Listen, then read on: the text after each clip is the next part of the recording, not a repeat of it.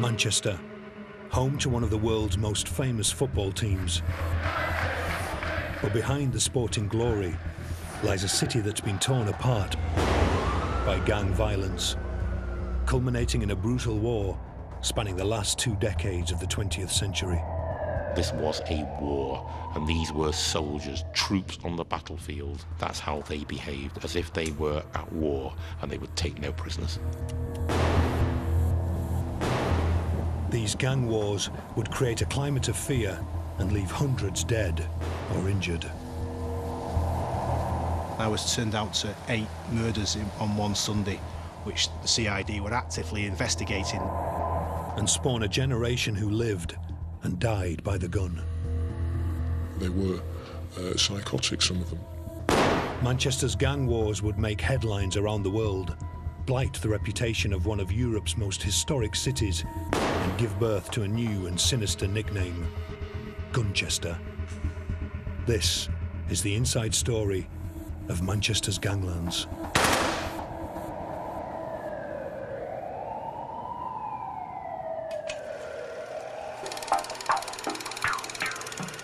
Manchester's earliest gangs, like the city itself, were forged in Britain's Industrial Revolution. By the 19th century, the cotton trade was operating on a vast industrial scale. The city, over 300 kilometres north of London, became Cottonopolis, the most important textile trading centre in the world. But not everyone benefited from these boom times. You had the very wealthy manufacturing barons and an extremely wealthy sort of city centre with you know, top quality stores and impressive public buildings. But this was surrounded really by a sea of squalor and very poor housing. In the 1870s, chronic overcrowding and poverty helped foster a culture of street fighting gangs known as scuttlers. These were the hoodies of the day, with colourful names like the Bengal Tigers and Buffalo Bill's gang. The city's fortunes dwindled in the Great Depression. Industry slipped into terminal decline. Unemployment rocketed. People did whatever they could to survive. No money, no food, and robbing was the only way around getting a few quid. Out of these hard times emerged Jimmy Donnelly, known as the Weed because it was said he grew on you. He spent his early years on the south side of the city. His mean streets were those of Wythenshawe, the largest housing estate in Europe. He would grow up to become a member of one of Manchester's most infamous mobs, the Quality Street Gang. Crime lords of the city for almost 30 years. The Weed learned his trade in 1950 at the tender age of 10, when post-war rationing meant sweets were still a luxury item. I robbed a place called Brooks's Biscuits, and I went through the roof and rolled boxes and boxes of black chocolate off the roof, trying to earn a few quid, selling it at school. I put the whole school in hospital, but they all had the runs. Jimmy then turned his hand from chocolate to meat and fish when he started work as a delivery boy in the city's largest market, Smithfield. He was 15 and earning a wage, but already set on a career in crime. You go into the kitchen, you throw your stuff down, and the chef would weigh it or check it, but you didn't pinch that stuff. On your way out, you pinched the turkey that had been delivered the day before. Here is the wholesale fish market, and which had 5 gates where all the wholesalers would sell the fish. I actually worked across the road there in the retail market. Number 3 gate was there, and my great friend Jimmy Swords worked in there. At Smithfield, he found a fighting partner, delivery boy by day, street fighter by night. Jimmy Swords. While getting to know Jimmy, there was the odd occasion where I had a little pop at him. and I come unstuck. So I did try my hand with him, but he just flattened me. This was the era of teddy boys, gangs of sharp-suited youths who fought with bike chains and cutthroat razors.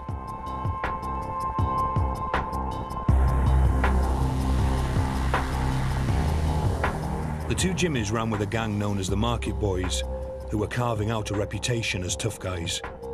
By day, they fiddled the market. By night, they took the city's clubs and bars by storm. I was always tooled up with a knife or an axe or an hammer, and they get a whack of that first. But one fight at a local club proved particularly violent and landed him in trouble. We didn't want to queue up because we're the boys, aren't we? Straight to the front of the queue, and the doorman objected, and bang, the doorman got a whack. The fellow had his nose bit off. Jimmy claims he wasn't the nosebiter, but his involvement in the fight led to a conviction for wounding and common assault. It led to his first stretch in jail, but he was free in less than a year. So the reputation was going up and up and up and up. We really did some damage. Really did, them days. With the reputation came a new moniker, the Quality Street Gang, or QSG, named after a chocolates advert of the time that featured comedy villains. They were a close-knit crew, many from the deprived Ancoats area of inner-city Manchester. They were rarely photographed together, but during a trip to celebrate a shared love of boxing, they were captured on film at Caesar's Palace in Las Vegas. Jimmy the Weed is in his trademark shades. The identity of his associates is such a closely guarded secret that they can't be named, even today.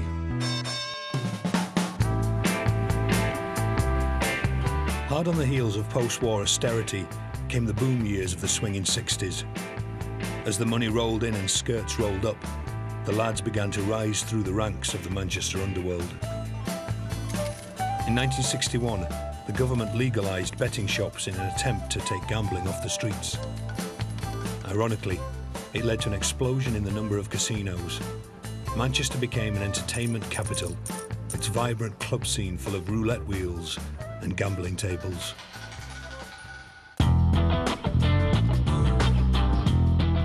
Meanwhile, the 1970s had arrived. Fashion went flared, and Manchester danced to its own version of Tamla Motown, Northern Soul. Jimmy now had a wife and kids, while his other family, the QSG, had become faces in the city, men you didn't mess with. They had moved into boxing, property, and the car trade. Jimmy bought nightclubs and a scrapyard where he handled the occasional stolen car part. Violence was a way of life. Lots and lots and lots of things happened here. A few people was carried in here and carried out. And notably one man who threatened me and asked me for £2,000. We threw him in one of the cars and got the crane round and dropped the weights on it and squashed it within about an inch of him. Dragging him out, he never came back and he never asked for his £2,000 again. Handling stolen goods proved to be lucrative for Jimmy, and he didn't care who he sold them to.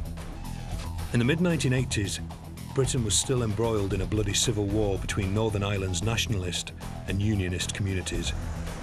When stolen guns came his way, the Weed had no qualms about selling them onto the paramilitaries.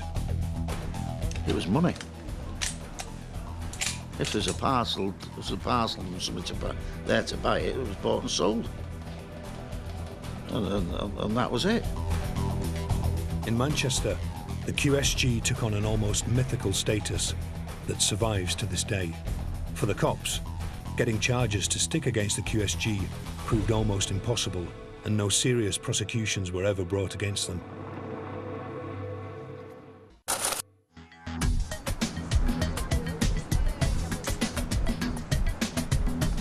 1979 arrived with a new Conservative government, rising inflation and high unemployment. But in Manchester, the villains bucked the trend with a new money-making enterprise, armed robbery. Wages were still delivered by hand, soft targets for hard men. And professional robbers Fred Scott and Lenny Pilot took full advantage. We knew them very well, and they was good workers. I mean, the way that they performed the work was fabulous. At the time, they would have been regarded as the most prolific and successful armed robbers in the north of England. Scott and Pilot formed the Crazy Face Gang, named after the grotesque masks they wore to terrify their victims. They targeted cash deliveries, mostly from security vans. In them days, there was a lot of ready cash about, and that's what we wanted. You know, it's very easy, really, sort of money boxes on wheels. They set up a crime syndicate of robbers and developed a network of tip-offs. This former gang member served time and claims to have put his past behind him, so he prefers to remain anonymous. He reveals how the gang operated. And at any one time, we might have 10, 15, 20 bits of work, you know, in mind. And eventually we'd settle on one. From the late 70s to the early 80s, he claims they hit about 20 targets. These guys were all about speed. Hit a job fast, take the money within 90 seconds, or leave empty-handed. Kenny Connor was a career robber, and a prolific one. They got me 285,000 quid in cash I'd stole, not to mention the jewellery, paintings, antiques and whatever else we stole. You know what I mean? But I was mainly cash. He met the Crazy Face gang in prison and was tempted by their invitation to join them, but was wary of their use of guns. They concocted all this up then.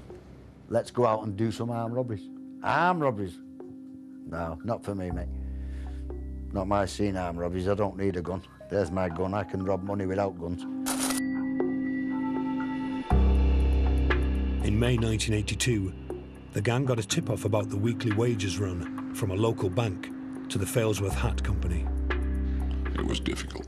You couldn't take the money from the bank. The bank was on the main road, on a sort of a humpback bridge. It was difficult, very, very difficult. This gang were pros, renowned for their level of planning before a job. First they drilled holes in the back of a van, then parked up across the street from the bank.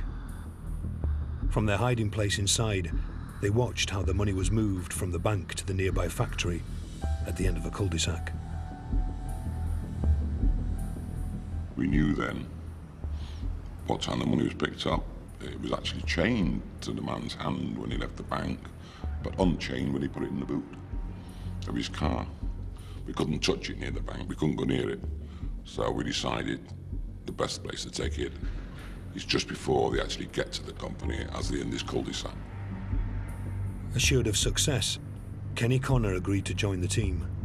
Well, they'd done their own work on it, hadn't they? They'd done their own work, see what happens, Failsworth Hat Company. And the reason they wanted to do that is, like I said, it was simple. On Friday, June the 4th, the Hat Company wages were collected as usual. But this time, the Crazy Face gang, kitted out with masks and shotguns, was lying in wait.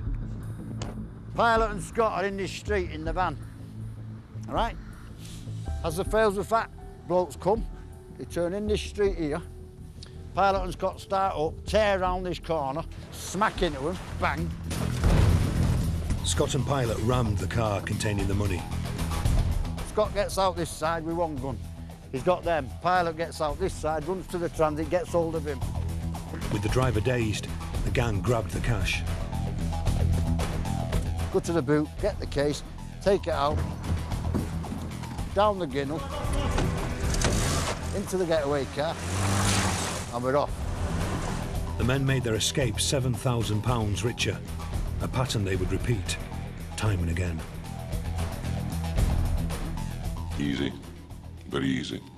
No problems at all with that one. Though Connor got his share of the money, The use of shotguns in the robbery had unnerved him. Because it must have been terrifying for them, you know what I mean? I thought, right, that's the last time I do this for anyone. Don't like it. Connor claims it was his last job with them, but the gang had enjoyed the sweet taste of success, and they wanted more. By the end of the year, they were so prolific, robberies rose by over a third across the county, and the use of guns quadrupled from the 79 average to 6 a week, as other robbers followed their lead. But by 1983, they were doing so many jobs, it was inevitable their success couldn't last much longer.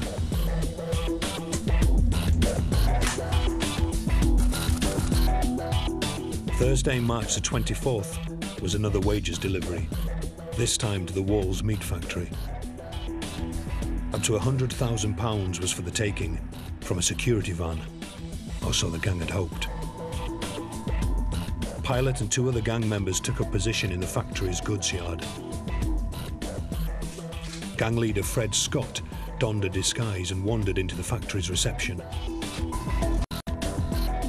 When the security guards arrived with their money bags, Scott whipped out a gun, and all hell broke loose.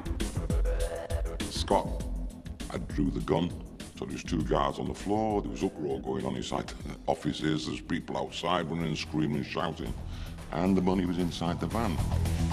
The guards had only brought out the first money bags. The rest was still in the van, with a security guard. In their frustration, the gang fired into the van. But the cash chute remained closed. The guard inside the van was that terrified, he just wouldn't open from the inside. And it's just one of those things. It was a very difficult one to organise, and it didn't happen. Just timing wasn't right, something was wrong, and we just didn't get the money. Scott had grabbed £10,000 in the factory, but the security guard had scuppered their plans to snatch the £100,000 target. By now, the police were frustrated by the volume of the gang's jobs and their brazen use of firearms. Manchester's chief constable demanded they be taken off the streets. We've got armed response units in the town, in the city.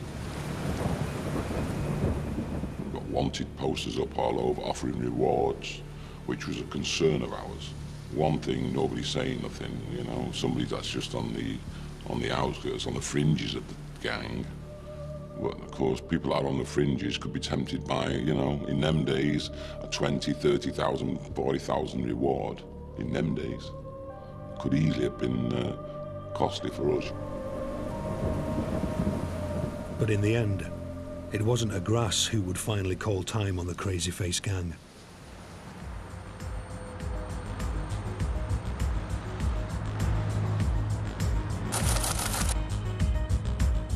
The gang robbed a post office in Moston, north of the city. They escaped with £6,000 in a stolen car, but as they switched to their own cars, they were spotted. The registration numbers led police straight to Scott and Pilot. It was one of those things that happened, something you can't plan for. You couldn't have planned for that. And yeah, that was it. That was the start. That's how the police was onto them then. Scott and Pilot were charged with the robbery, and now events took a dramatic turn for the pair.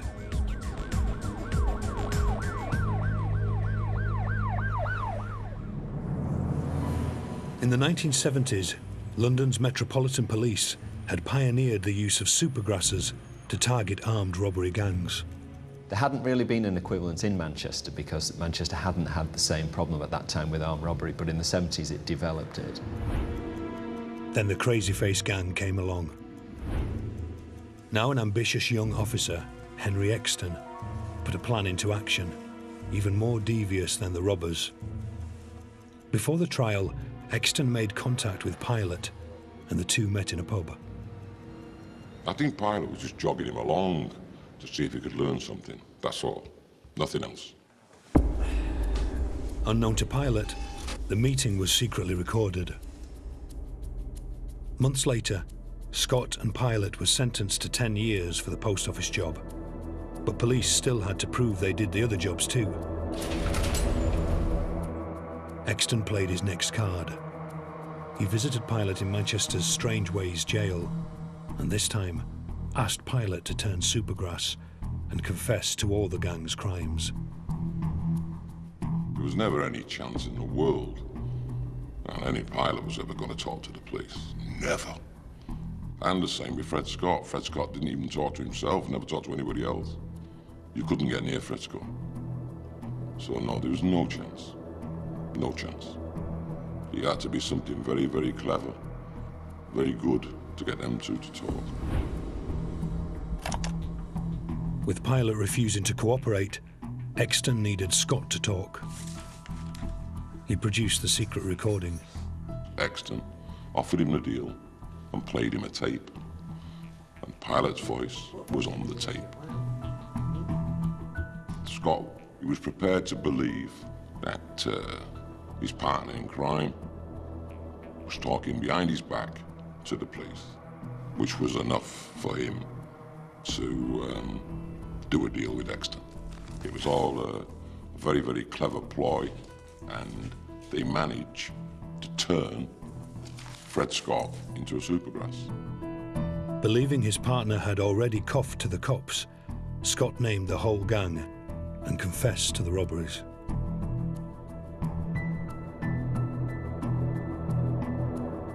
He gave precise details of where they disposed of the shotguns and the locations of safe houses used to hide the stolen cash. It was almost unprecedented in this area. At that stage, nobody of that rank, if you like, really, in terms of criminality, had turned state's evidence and gone against his colleagues. In dawn raids across the northwest, police rounded up the gang. Manchester's underworld was turned upside down. It felt horrible to feel like a man like Fred, you know, stand-up, real stand-up, staunch man, had done this. It was unheard of at the time in Manchester. Nobody had heard of the word Supergrass. Nobody knew what it meant. Other gang members followed Scott's lead and named Pilot. Facing a minimum of 20 years in jail, Pilot too turned Supergrass. He was given 6.5 years for his crimes. 9 gang members were jailed for a total of 55 years. Kenny Connor got 10 years. No feelings whatsoever. You take it with a pinch of salt. What goes around comes around. I'm a criminal, accepts everything. And if they're going to catch me, use any method. Rumours circulated in the press of a £50,000 QSG contract to kill Scott and Pilot. I don't think there was any truth in it, no. Never mind the 50 grand. If somebody had found Scott and Pilot, they'd have done it for nothing and put them away. A whole tier of Manchester gangsters had been taken out. But instead of cleaning up the city's streets, it only ushered in a new generation of dangerous young hoods. A new, younger breed, who the police knew nothing about, suddenly emerged and took their place. That really was the start of the modern gangs of the 1980s. They were just, you know, ruthless criminals who had a laissez-faire attitude to the law and the police, and they operated in an open way and didn't care if they got arrested.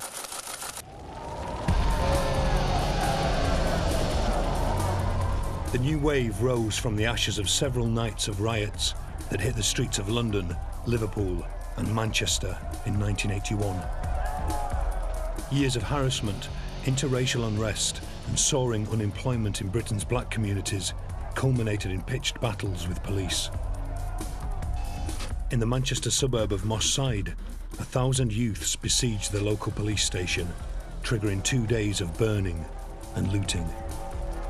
It was absolutely intimidating to see such devastation and crime occurring as a young officer. Buildings being burnt down, the devastation, people attacking your police officers with dustbin lids as riot shields, police officers bandaged. The story of Manchester's underworld took a new and deadly turn.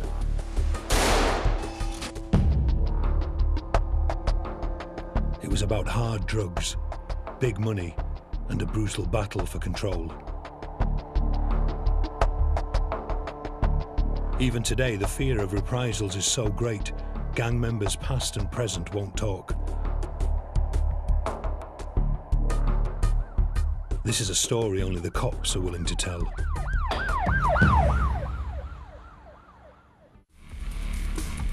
Moss Side had all the necessary ingredients for violence to take root and flourish. Less than 2 square kilometres and with 9,000 residents, by 1981, unemployment in the area stood at 30%, 3 times the national average. Jobs for black youths were hard to come by. Moss Side was ripe for an American-style gang culture. Lack of opportunities caused its disillusioned youth to look for ways to make money. Moss Side was fertile ground for an explosion in drug use. In the 60s and 70s, cannabis was the main drug problem. As the years rolled by, things progressed. The drug scene changed somewhat. A new drug had arrived: heroin. It began to be an issue really from the early 80s onwards. A lot of it because of the development of the Golden Crescent, Afghanistan-Pakistan border as a major source of heroin. And this started to seep into the UK market, and the main market in the north of England became a particular area of Moss Side where heroin could be bought on the street. Illegal drugs became Britain's prohibition, creating a climate where violence and gangs could flourish. They formed themselves into little groups, which became bigger groups, which became gangs, and disputes arose between them, mainly over drug dealing, dealing on each other's territory, ripping each other off, and stealing customers from one another. Drugs and big money brought guns to the city's streets.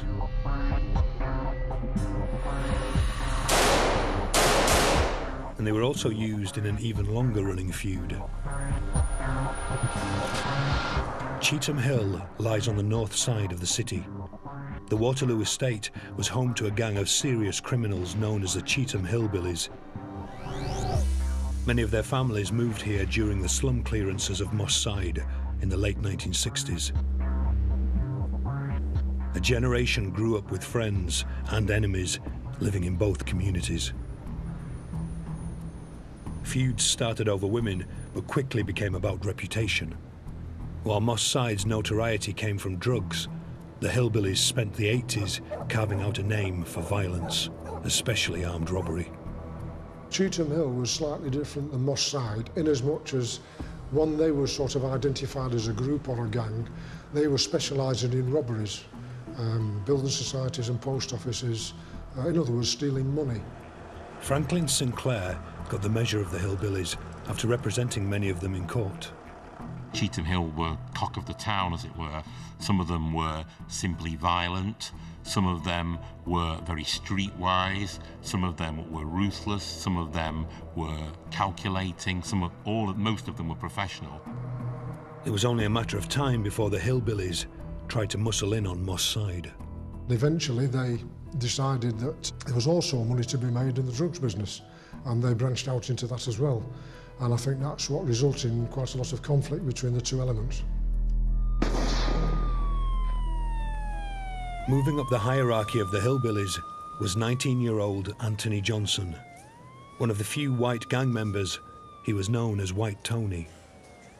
White Tony really epitomised this new breed of wild, reckless young gangster who would stop at nothing, was scared of nobody.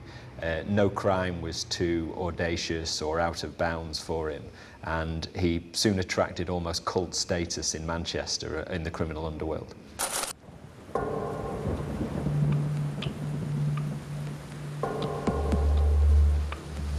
White Tony was about to prove himself. Father of 2, Anthony Gardner, had recently moved to Moss Side. His Christian parents knew little of his new life. He get into trouble with his friends. He follow. As you know, young people mostly follow their friends, and that's what he do. And he get in some little trouble, but not great big trouble. It's believed he'd fallen out with a hillbilly leader over money, and for Gardner, that meant big trouble.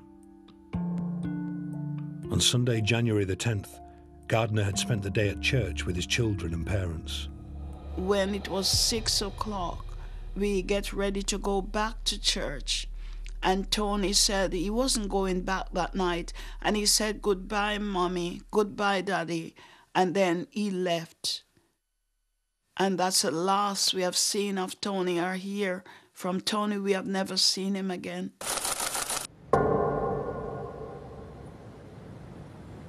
He returned to Moss Side. Later that evening, as he sat in a friend's car, a gunman stepped out of the shadows and shot him dead.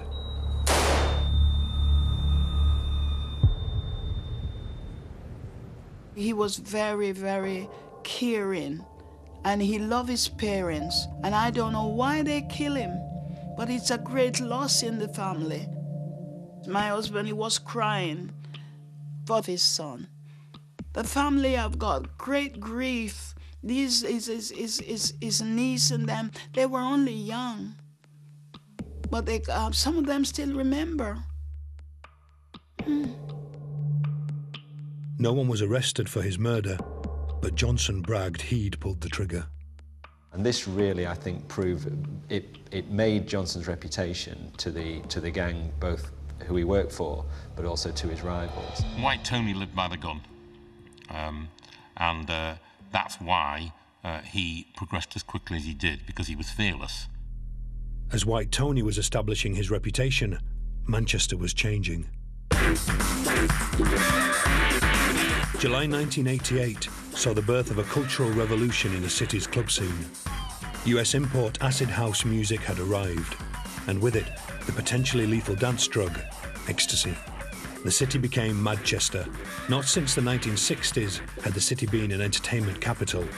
Now, clubbers rubbed shoulders with bands like the Happy Mondays and the Stone Roses. Recreational drug users flocked to the Hacienda nightclub, the mecca of dance music. While just 3 kilometers away, heroin addicts were making a pilgrimage of a different sort. Moss Side's shopping precinct had become the Northwest's prime marketplace for heroin. It was quite shocking to see because it was that blatant. You had people who came and stood on the street, and you reflect and think, how did this establish itself? Which came first, the dealers or the abusers? Police launched a thorough crackdown. They'd learnt lessons from before. First, they targeted the suppliers. In February, as a London train pulled into the city's Piccadilly station, the drugs squad was lying in wait. In a neat sting, they arrested 2 men carrying over 1 kilo of heroin, worth close to £250,000. In November, police hit the dealers. They used video evidence to prosecute 12 men and smashed the lucrative heroin market centred around the shopping precinct. But other criminal elements quickly filled the void, and the heroin market moved deep into the neighbouring Alexandra Park estate. It was a critical turning point. The Moss Siders split into 2 distinct gangs, named after the streets where they lived. They carved up the estate between them. Alexandra Road South into Alexandra Road up to Moss Lane West would be the dividing line.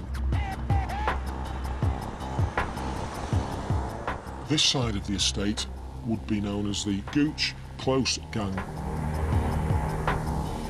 This area here would be what was commonly known as the Doddington Gang territory. The brutal gang and turf war began as the 2 sides battled to control the lucrative drugs trade. This former police officer patrolled the estate as hostilities began. The nature of his detective work means he has to remain anonymous. They took it as an insult, as a slight, if competitors or people from another faction came onto their turf as such. They all had lucrative drug dealing activity within their particular areas, and they wouldn't allow anybody else to impact on their business because that's how they made their money. And they guarded and defended their area, their geographical area, sometimes with their lives. There's no doubt about that.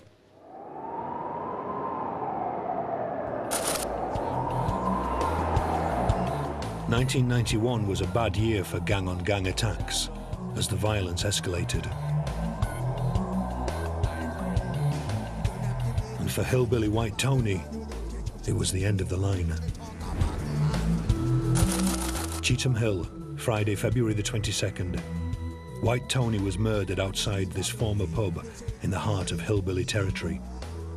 Police believed he was taken out by his own side. These people were jealous of him, jealous of his rise to prominence, and they were unhappy with his arrogant attitude and his cockiness, and the fact that he probably didn't give them any respect at all. Back in Moss Side, the Alexandra Park estate was fast becoming a war zone. It basically became a series of tit-for-tat shootings or stabbings. A 12-year-old boy was shot from a passing car in Gooch Close. Within 2 hours, the Gooch gang attacked a man with a machete in a local pub. It was required of them to not be cowed in any way, and that they had to retaliate, and the sooner the better. It wasn't unusual to get a major job one day and the next day find that somebody had been shot in the leg, only to find out that next day somebody from the other opposing side had been also shot in the leg. The Manchester label was forgotten as the city now gained international notoriety as Gunchester. You had this kind of arms race growing between these two small groups of people. We started to see evidence of graffiti on the walls. We were starting to see a description of firearms, i.e. AK, AKM, Uzi, Mac-10. So there was obviously a culture starting to develop where firearms were becoming prevalent within that culture. The police network of intelligence was paying off, and they began to take some of the guns off the streets. Many had reached Moss Side from Eastern Europe after the fall of the Berlin Wall in November 1989. Former firearms officer Andy Halewood recovered many of them. This is an AK-47 Kalashnikov assault rifle, an absolutely intimidating and awesome weapon, and it found itself onto the streets of Manchester in the early 90s. Moving on to the Ingram Mac-10, an absolutely fearsome weapon. This came in a .45 calibre and is capable of firing 1,200 rounds a minute. We'd found and discovered one of these from one of the Gooch Close members. And moving on to a common one, which is a Scorpion submachine pistol. Very small, very pointable, a devastating weapon in the wrong hands.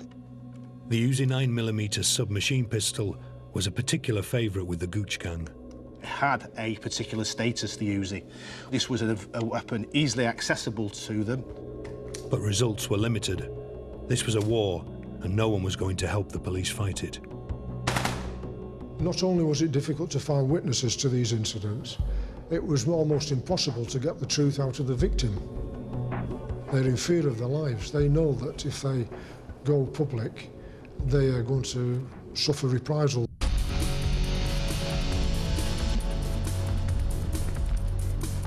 By spring 1991, there'd been 13 woundings and 1 attempted murder on the Alexandra Park estate alone. And hostilities now stepped up a gear.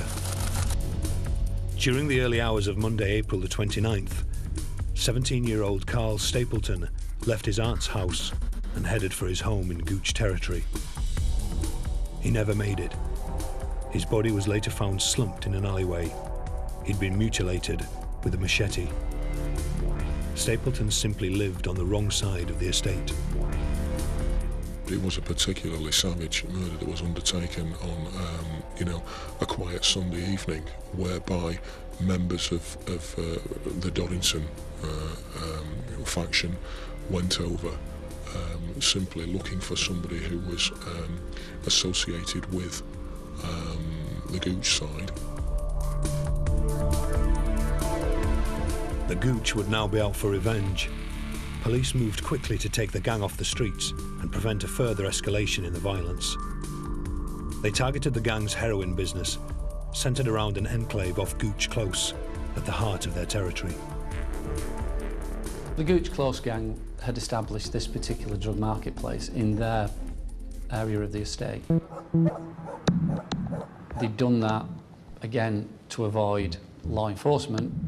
It was difficult to police because of the amount of cul-de-sacs and dead ends. As you can see for yourself, there would be a lot of alleyways, a lot of walkways and so on and so forth around here. We couldn't control access of abusers to buy drugs. We were losing control of people as they entered walkways and then basically emerged elsewhere in the estate. It was extremely difficult to manage. And there would be spotters and watchers and people affiliated to the gang. They would be everywhere looking for any police activity. So we had to change our tactics. The result was the landmark Operation China. Undercover officers posed as squatters and set up surveillance cameras inside a derelict flat overlooking the dealers. Over 5 weeks, key members of the Gooch were caught on camera dealing heroin to undercover officers. In a series of dramatic dawn raids, a whole generation of Moss Side's dealers were arrested. 20 members of the Gooch were jailed for a total of 109 years. But the success was short-lived. For the Gooch who remained at large, there was still the death of Carl Stapleton to avenge.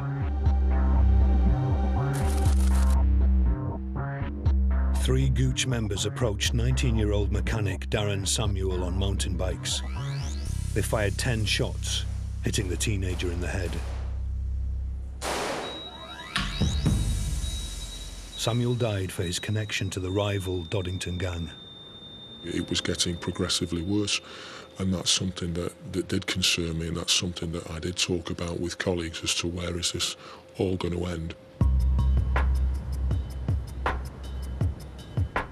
The first half of 1991 had seen 2 murders and countless shootings in Moss Side. The following year saw over 100 reports of gunfire during August and September alone.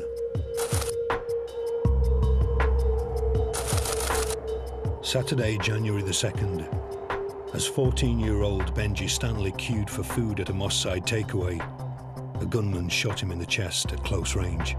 The round that was used on Stanley would be used for the destruction of animals such as bison. So could you imagine the devastation, the trauma that round must have caused that individual? The schoolboy was an innocent bystander. The shockingly public execution was a case of mistaken identity. Benji Stanley was a particularly horrific act by people who mistook an innocent young 14-year-old boy for being somebody who was prominent within the Doddington side. The gangs were on the brink of all-out war by 1994, and when a Cheetham Hill gang boss was shot at, everyone expected a bloodbath. But worn down by years of conflict, the gangs agreed instead to a truce. The worst days of the gang conflict seemed to be over, yet old hostilities don't just disappear. The gangs resume their old ways. Initially, there's a civil war within one of the Moss Side gangs itself, and then the others kind of join in. The old conflicts are renewed, and things get a lot worse. Over the decades, Manchester's underworld has evolved, and so has its villains. Well, I think there is a lesson. I think, you know, if they say crime doesn't pay, most of the time it doesn't. Jimmy is writing his memoirs, while his fellow gang members claim to have gone straight and invested in legitimate business ventures for the good of the city. Manchester too has reinvented itself and shaken off the Gunchester label. Gang-related shootings are down 82%. The Doddington gang is largely finished, and police have taken down the new generation of Gooch mobsters. but the city has yet to totally root out its ingrained gang culture. The saga of Manchester's ganglands may never end.